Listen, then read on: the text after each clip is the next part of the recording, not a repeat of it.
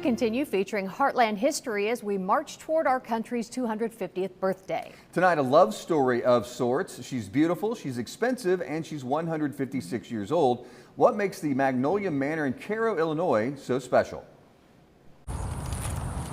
At the corner of 28th and Washington Avenue in Cairo, Illinois, a beautiful home has stood the test of time. The magnolia tree in the front yard guards the entrance to the Magnolia Manor, a house that holds echoes of Cairo's past. Well, this house has been a museum since 1952, and I think it's a significant piece of architecture, and it's just been an important part of the town. The other side of 28th Street. Charles McGinnis has loved the old girl for decades, serving as president of the Cairo Historical Board since 1996. He's long admired the original crown molding, the beautiful woodwork, and the many antiques that date back to when the house was new. Charles Gallagher and his wife Adelia silently watch over one of the grand rooms of the home they started building in 1869.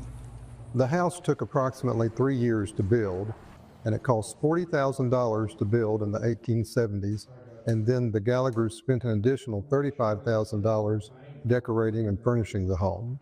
Upstairs is also full of original furniture and legendary stories. President Grant like the time President Ulysses S. Grant spent the night in this very room, in this very bed. They had a business downtown, and that's how they first got to know at that time General Grant. His office was stationed in downtown Cairo when he was here during the Civil War. From the top tier of the Magnolia Manor, where once there was a stable and a tennis court, you can see how Cairo grew up around it. And while Charles has known the manor for decades, Larry Dean Bosler has rather recently come under her spell. So what did you think when you saw it? I thought it was beautiful, yeah, for sure. I'd never seen anything like it, really. Larry and his wife moved to Cairo and next door to the Magnolia Manor 5 years ago.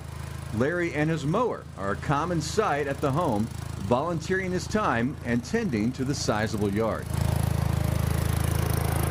I was out mowing one day and I noticed that it hadn't been mowed in several weeks. And so I just came over here and mowed. You know, I've been mowing a lot of the islands out here because, you know, the city doesn't have just a few workers working for the street department anymore. So I'm trying to help out. But like any old home, all of this beauty comes at a cost. Upkeep is expensive and repairs are needed.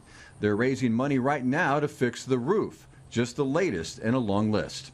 Obviously, money's always an issue, and anything that you have done here is going to cost more than it does to a normal house. If you want to work on the roof, you've got to rent a lift, so that's an additional expense.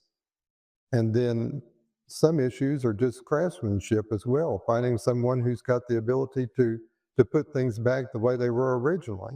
As they prepare Magnolia Manor for its annual holiday luncheon, both Charles and Larry agree the expense is worth it to keep the antiques shining brightly, to keep the stories in the town's collective memory, and to keep a home that's been a bright spot in Cairo for over 150 years.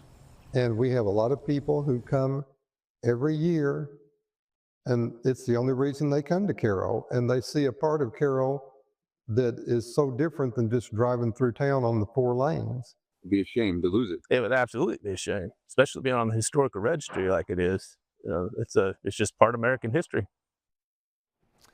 You can schedule a tour of the Magnolia Manor, and they are raising money, as I said, for repairs. Look for this story on our website at KFES12.com.